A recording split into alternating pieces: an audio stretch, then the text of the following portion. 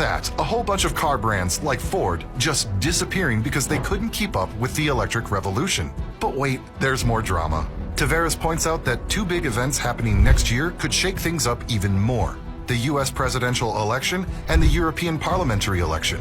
The outcomes of these elections could change how fast people start buying electric cars. Now, the Biden administration in the US is all for cutting down fuel consumption by 2035. But if someone like former President Trump or another Republican wins, they might just put the brakes on these impractical plans. And did you know who will face the consequences of this EV push? It's us. I mean, look, first, you have to buy an EV costing nearly $70,000. And then you'll have to pay up to $500 every month for insurance, and then the cost of repair for these EVs? Don't even get me started. All the big car makers are either stopping production or delaying EV launches. Jeep themselves do not have any good EVs on the market, and GM and Ford have also stopped production of the Silverado and the F-150 recently. The craziest part? Tavares is hinting that the government might be in on this whole thing.